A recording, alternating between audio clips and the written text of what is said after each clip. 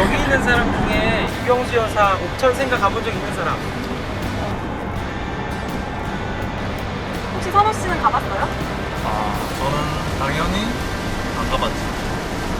잘났어 정말. 사실 나도 안 가봤어. 저도 안 가본 데는 처음이에요. 오늘 저희는 유경수 여사의 옥천생가를 방문하러 갑니다. 많은 시간이 흐른 지금에도 그 어느 누구도 따라갈 수 없는 품격과 단아함, 그리고 자애로움을 지닌 영부인으로서의 위상을 지니셨던 분으로 알려져 있습니다. 사이코야도 괜찮아?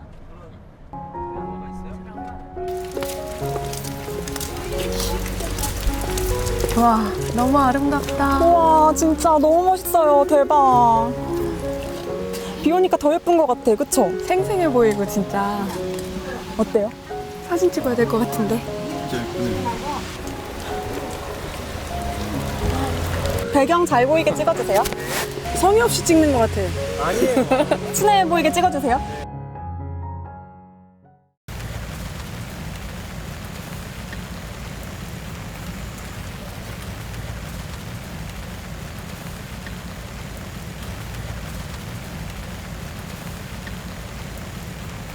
대감님들 포스가 나요.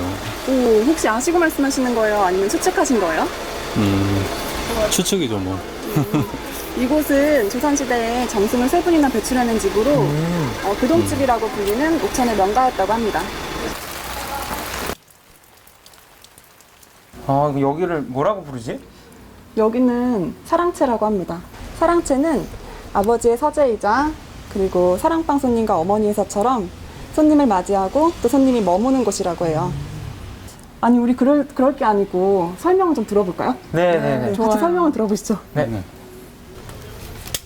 유경수 여사 영정 사진이 놓여 있네요.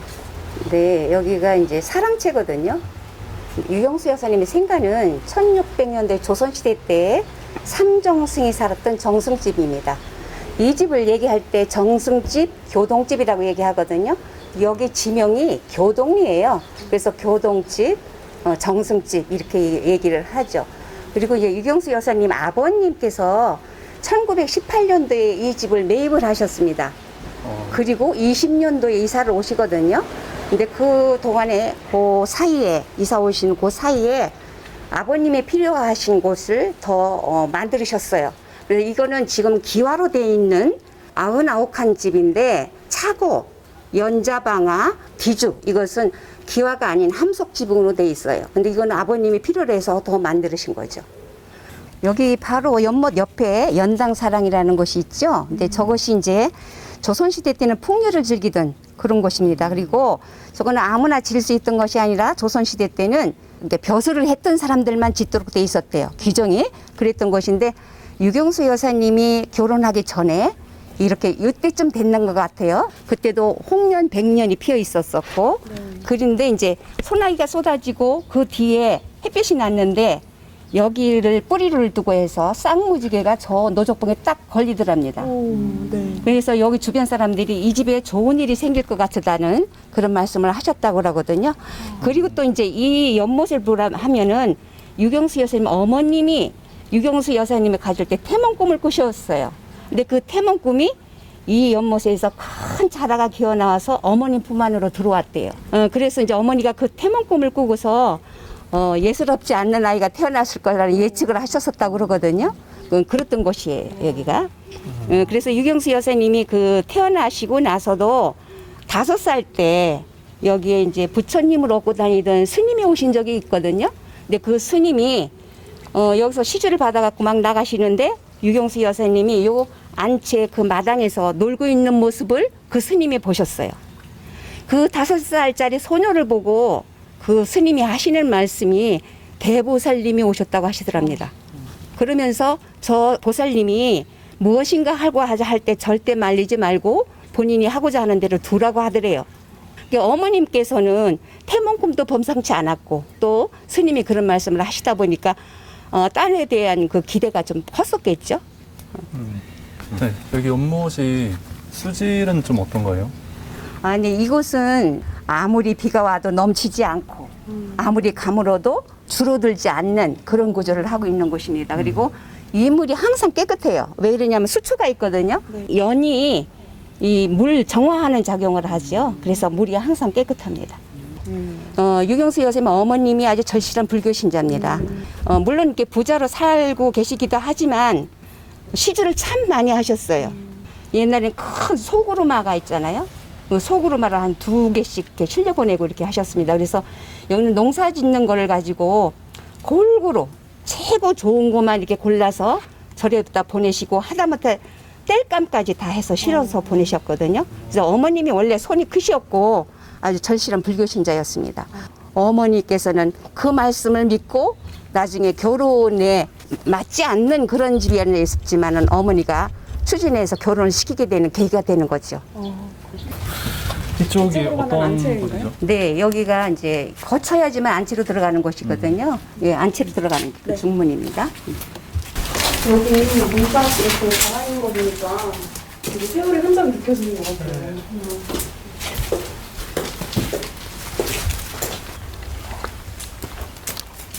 아까 거기가 전면이고 이게 후면이거든요. 유경수 여사님이 이제 태어나신 곳이 어머니 방이 저 전면에 있거든요. 여기 후면인데 여기가 이제 유경수 여사님이 결혼하기 전까지 사용하시던 방이에요. 그리고 이제 유경수 여사님의 아버님이 여기 1920년도에 이사를 오시고 유경수 여사님이 25년도에 태어나셨잖아요. 근데 아버님이 그러면 뭘 하셨던 분이길래 이렇게 대골 같은 집을 갖고 계셨는지 궁금하실 것 같아요. 광산업을 하셨습니다. 그리고 인삼 가공업도 하시고 미국 도매업도 하시고 해서 큰 돈을 벌으셔서 이 집을 삼정승이 살았던 이 정승집을 사갖고 오신 거거든요. 그래서 이게 집이 전체가 다 정남향집이에요. 정남향집이고 그리고 이제 약간 이렇게 보시면은 약간 경사져 있어서 배수가 잘 되고 바람이 잘 들고 그리고 햇볕이 잘 들은 그래서 아주 살기 좋은 그런 곳이죠. 그래서 우리나라에 몇지 안 가는 명당 중에 명당입니다. 풍수하시는 교수님들이 제자들을 모시고 참 많이 오셨어요. 근데 여기가 가장 좋은 그 태극혈을 갖고 있다. 그래서 아주 명당 중에 명당이다. 이런 말씀을 하시는 걸 들었거든요. 그리고 특히나 이제 기가 많이 흐르는 곳이 유경수 여사님이 쓰시던 방, 유경수 여사님이 태어나신 방 그쪽으로 해서 기가 굉장히 세게 들어와서 그 교수님이 하시는 말씀이 먼저 박정희 대통령도 여기 기를 받아서 대통령 되셨다 이런 말씀도 하시는 것 같고 또 이제 박근혜 대통령이 대통령 되셨을 당시도 여기 기를 받아서 대통령 되셨다 이런 말씀을 하시더라고요. 그래서 이제 지들은 여기가 굉장히 명당이라는 걸 생각을 하고 있거든요. 그러니까 이 아버님이 이 집만 사갖고 오신 게 아니라 뒤에 산 이 일대 땅을 다 사갖고 오셨어요. 근데 지금 앞에 연지가 있잖아요. 그 연지도 다 유경수 여사님 아버님 명의로 돼 있습니다.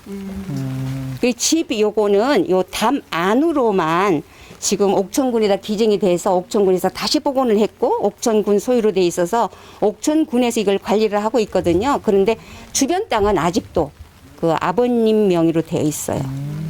그래서 지금 그 연지도 옥천군에서 임대를 해가지고 지금 연을 심어 놓은 거거든요. 유경수 여사님은 초등학교만 여기 나오고 그리고서 바로 배화여고를 가셨어요. 그런데 배화여고 가셨을 때도 솜씨 좋은 학생, 공부 잘하는 학생, 얌전한 학생으로 유명했었다고 그러거든요. 근데 원래 유경수 여사님은 솜씨가 좋아서 손을 하시는 건 다 잘하신 것 같아요. 지금 옆에 있는 이 붓글씨도 보면은 유경수 여사님 마지막 희호라고 봐야 되는데요. 이 서예도 잘하시고 수예도 잘하시고 또 이제 음식 솜씨도 뛰어나셔서 청와대에 오셨을 때 직접 칼국수 같은 것도 해서 대접하시고 하셨잖아요. 그리고 영부인 시절에 한복을 입고 다니셨을 때도 손수 지어서 입고 다니셨습니다. 그래서 74년도 8월 15일 광복절 기념식장에서 문세광이 쏜 총에 맞으셔서 서울대 병원에서 수술을 할 때 그 속옷을 보니까 본인이 만들어서 입으신 거기도 하지만 속치마를 재활용해서 만들어서 입으셨는데 그나마도 기워서 입으셨더랍니다. 그래서 그 많은 간호사 의사 선생님이 그렇게 많이 울으셨다고 하거든요. 그 정도로 솜씨가 좋으셨던 분이고 검소했고 이렇게 큰 부잣집에서 태어나셨는데도 그렇게 겸손하고 어려운 사람 많이 도와주시고 그랬던 분이시죠. 이게 마지막 휴호라고 보는 것은 부산 어린이회관이 74년도 9월 5일 날 개관이 되도록 예정이 돼 있던 거죠. 그래서 그 날짜를 맞춰서 미리 써놓으신 거예요. 전쟁이 나면서 부산으로 피난 가가지고 박정희 대통령을 만나게 되는 계기가 되죠. 박정희 전 대통령이 밑에 부관이 누구냐 하면은 유경수 여사님의 외종 사촌 오빠였었어요. 송재천 씨라는 분이 그 대구 사범학교 다닐 때도 1년 후배였던 거거든요. 그런데 군대 생활할 때도 보니까 밑에서 부관이에요. 그러니까 너무나 박정희 대통령에서 잘 알고 계시다 보니까 그분이 중매를 쓰게 된 거죠.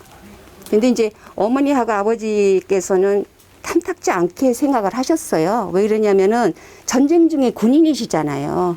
그러니까 언제 어떻게 무슨 일이 생길지 모르는 상태니까 부모 입장에서 불안하죠. 그래서 반대를 많이 하셨고 또 가정적으로도 좀 많은 차이가 났었죠. 여기는 아주 이렇게 대월 같은 부자였고 박정희 전 대통령은 좀 가난한 농부의 막내 아들이었었고 그랬었고 여러 가지로 이제 맞지 않다고 생각해서 반대를 많이 하셨었는데 그때 그 부처님을 얻고 다니던 스님 말씀이 이제 생각을 나신 거죠. 어머님이 아버지가 반대를 하시는데도 불구하고 결혼을 시켰어요. 그때 전쟁 중에 결혼을 시켰거든요. 그해 9월 달에 선을 보고 12월 달에 결혼을 시킵니다. 같은 시대를 살진 않았지만 유경수 여사님의 그 청소년 때 풍모에서도 차후 국모로서의 품격이 느껴집니다. 사진만 봐도 진짜 참하신 것 같아요. 저도 유경수 여사님 같은 아내를 만나도록 기도해야 될 것 같습니다. 장독대가 이렇게 많은 걸 보니까 식솔들이 많았다는 거죠. 한참 많이 사실 때는 한 50여 명이 살았습니다. 원래 이 집이 처음에 아버님께서 이걸 매입할 당시는 대지가 3,600평이었습니다. 근데 지금은 2,777평이거든요. 근데 그 왜 그러냐 하면은 그때 오셨을 때 일하러 오시는 분들이 집 없는 사람들이 있어요. 그래서 집 없는 사람들을 집을 짓고 살도록 터를 내준 거예요. 그 담을 좀 안으로 싸고 뒤 주변에 여기를 터를 내줘서 집을 짓고 살도록 이렇게 해줬어요. 그래서 대지가 지금 조금 작게 됐지만 원래 땅은 그대로 있는 거죠. 담만 안으로 들여 싸서 그런 거죠. 이쪽으로는 이 집으로 인해서 동네가 형성됐다고 해도 과언은 아닙니다. 이 집에 와서 벌어먹고 사는 사람들이 한둘 모이다 보니까 이게 동네가 형성된 거라고 봐야 되겠죠. 아버님이 어찌 보면은 지금 보면 일자리 창출하는데도 큰 공을 하신 분이라고 봐야 되겠죠. 유경수 여사께서 직접 장을 담그거나 김치를 담그거나 하셨을 것 같은데 지금 혹시 비어 있는 상태인가요? 아니면 뭐? 네, 지금은 비어 있죠. 그렇죠. 이제 지금은 여기 인수대에서 온 지도 몇십 년 됐잖아요. 네. 그러다 보니까 비어 있는 상태입니다. 근데 그때 당시는 굉장히 큰 살림이었죠. 그래서 또 어머님이 1년에 큰 행사를 하는 기간이 있어요. 1년 행사가 뭐냐 하면은 한과를 만드는 거예요.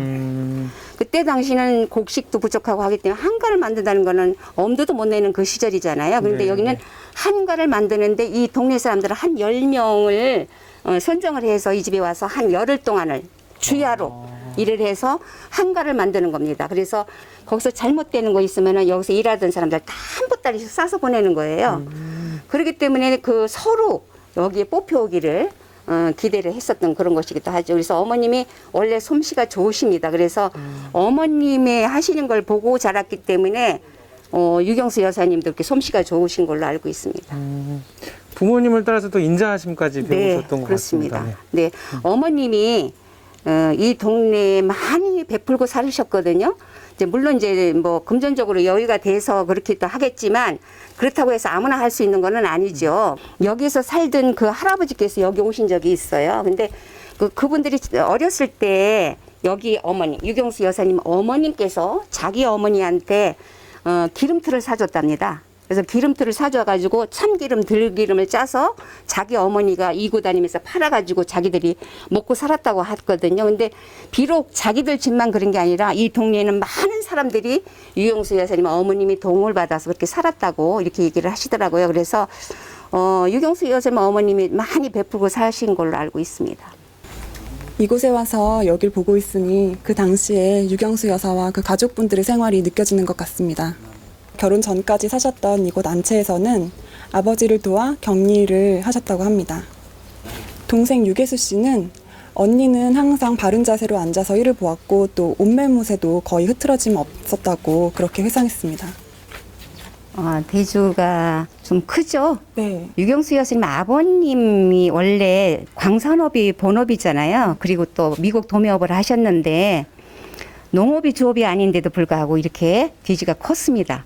그래서 그때 당시에 이 여기 재력이 얼마나 큰 규모였었는가를 알 수가 있죠.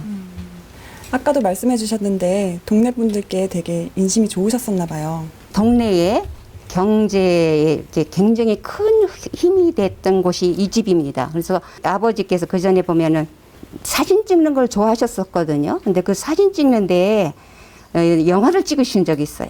그게 뭐냐 하면은 옛날 누에를 치는 전 과정을 영화로 찍어서 동네 사람들한테 홍보를 해가지고 누에씨를 나누어 줬대요. 그래서 전부 다 집집마다 누에를 쳐서 그래서 생활하는데 큰 도움이 됐다고 이렇게 하거든요. 그래서 유경수 여사님 아버님이 굉장히 보통 사람보다 많이 앞서가신 분이에요. 다방면으로. 그때 당시에도 우리나라에는 차를 만들지 못할 그 당시에 여기는 차가 승용차가 2대 있었고 화물차가 있었고 큰 오토바이를 갖고 계셨습니다. 물론 광산업이 주업이다 보니까 차가 꼭 필요하셨겠죠. 그런데 그때 당시에 그 차를 가지고 하셨었고 또 이 신문화를 일찍이 받아들이셨어요. 그래서 뭐든지 긍정적이었고 그리고 다른데 모험하는 데에도 크게 많은 힘을 들여주는 걸로 알고 있거든요. 그래서 이 집에는 어머님이 인심이 참 호하셨던 분으로 알고 있습니다. 그래서 아버님은 돈을 벌으시는데 주력하시고 네. 어머님은 많이 베푸는데 주력을 하셨던 것 같아요. 네, 이게 연자방아라는 것 정도, 그리고 이게 소가 끄는 것이라는 것 정도 알고 있는데, 그때 당시는 동네에 하나가 있어서 온 동네 사람들이 다 사용하던 그런 연자방아를 생각하시겠죠. 근데 여기는 이 집, 한 집에서 쓰기 위해서 여기다 놓으신 거거든요. 근데 나중에 이것이 부족해가지고 기계방아를 놓으십니다. 도지로 들어오는 곳이 굉장히 많았어요. 그래서 그거를 찧어서 이 식구 한 50여 명이 먹어도 훨씬 많이 남으니까 그거를 도매업을 하신 거예요. 옛날 한옥에 화장실이 실내에 들어왔다 그러면 믿기 어렵죠. 우와. 근데 이제 유경수 여사님 아버님이 사업상 외국에도 다니시고 이러시다 보니까 실내에 화장실인 걸 보신 거죠. 실내에 여기다 놓으셨어요. 순전히 유경수 여사님 어머님을 배려해서 이 안 여기다가 화장실을 놓으신 거예요. 근데 물론 이것이 수세식이 아니에요. 푸세입니다. 옛날에는 화장실이 뭐를 썩 좋다고 해서 멀리 뒀었잖아요. 근데 이거는 이렇게 실내에다가 넣었어요. 창고 같이 생겼는데 이게 차고 맞죠? 네, 차고입니다. 이거는 조선시대 때는 말을 다퉜던 마구간이었어요. 근데 이제 이것이 이제 유경수 여사님 아버님이 직업이 광산업이다 보니까 차가 꼭 필요하시잖아요. 그래서 여기 차고로 놓으신 거예요. 그래서 함석으로 한 거예요. 제일 큰 형님은 조선 말에 진사시에 급제를 하셔서 승정원의 부승지, 경영관의 참의까지 오르셨어요. 조정에서 일을 하셨거든요. 그리고 바로 위에 형님이 판사, 검사, 변호사를 하셨어요. 그러니까 보통 사람들보다는 정보가 좀 빨랐겠죠. 그래서 보통 사람보다 많이 앞서가셨습니다. 다방면으로. 이곳을 둘러보고 있으니까 마음이 참 여유로워지는 것 같아요. 박정희 대통령이랑 그 유경수 여사의 그 당시를 담은 당시의 삶을 담은 한 편의 영화 세트장이라고나 할까? 그런 느낌인 것 같아요. 그럼 얘기 나온 김에 저 여기서 영화 한 편 찍을까요? 아니요? 아, 네. 농담입니다. 네. 그 풍수나 이런 거는 유경수 여사님도 관심이 많으셨죠? 글쎄요, 그때 당시는 관심이 있었는지 모르지만 여기가 이제 명당 자리라고 해서 그 풍수하는 교수님들이 굉장히 많이 오셨어요. 옛날에도 보면은 이렇게 조금 벼슬하셨던 분들이 사는 집에는 대나무가 반드시 있죠. 한 폭에 이제 동양화를 보는 것 같은데요. 이 정자와 이 대나무는 예전부터 있었던 건가요? 네, 그렇다고 봐야 되겠죠. 박정희 전 대통령께서 여기 처갓집에 오시면 이곳에서 막걸리도 드시기도 하고 노래도 하시고 시도 쓰시고 이랬던 곳이라고 하거든요. 그 전부터 있었던 것이라고 했고 그때 당시는 이게 초가로 돼 있어서 지금도 복원한 그 자체에 지금 초가로 네. 복원이 된 거죠. 그 유경수 여사가 여기서 이렇게 누워서 쉬기도 하고 또 놀기도 하고 그렇게 하신 걸로 알고 있는데 어떤 식으로 여기서 지내셨나요? 네, 여기하고 아까 연못 옆에 연장사랑 거기하고 여기는 이제 유경수 여사님이 수혜도 놓기도 하고 뭐 서예도 하기도 하고 이렇게 했던 곳이에요. 그래서 유경수 여사님이 가장 많이 찾았던 곳이 이곳하고 연당사랑, 연못 옆에 있던 연당사랑 있죠? 여름에는 많이 찾았다고 하거든요. 해설사님의 해설을 들어보니 역시 가풍이라는 것은 무시할 수가 없는 것 같습니다. 박정희 대통령 시절 유경수 여사의 주된 관심은 민원처리였는데 제자이며 6년 동안 영부인실의 비서관을 지낸 정재훈 씨는 되도록 많은 사람들과 대화를 나누어 거리 여론을 수집하고 하루에도 수십 통 걸려오는 민원은 일일이 처리 지침을 남기셨으며 특히나 억울한 민원 현장에는 늘 비서관들이 달려가게 하셨다고 회상했습니다.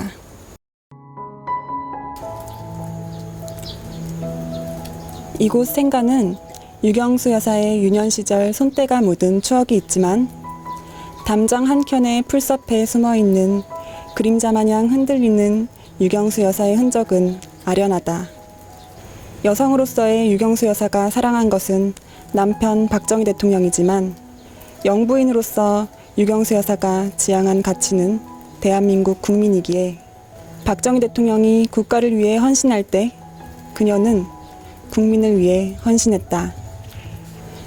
누구도 가지 못하는 길을 가는 그녀에게 사람들은 모든 국민의 어머니라는 국모의 호칭을 붙여주었다. 국민의 사랑은 그녀에게 살아가는 긍지와 자부심이었고 남편의 사랑은 그녀가 살아가는 행복이었을 것이다. 교동집에서 북쪽으로 10분만 차로 가면 유경수 여사와 박정희 대통령 네 분이 산책을 즐겼던 오대리 강이 나온다. 지금은 낚시꾼들이 많이 찾는다. 이곳이 박정희 대통령과 유경수 여사 두 분께서 데이트를 하셨던 곳이라고 해. 왜 부러워? 완전 부럽지. 나도 나중에 여자친구가 생기면 이곳에 와서 데이트도 하고 더 좋은 기운도 받아가려고. 많이 하세요. 네.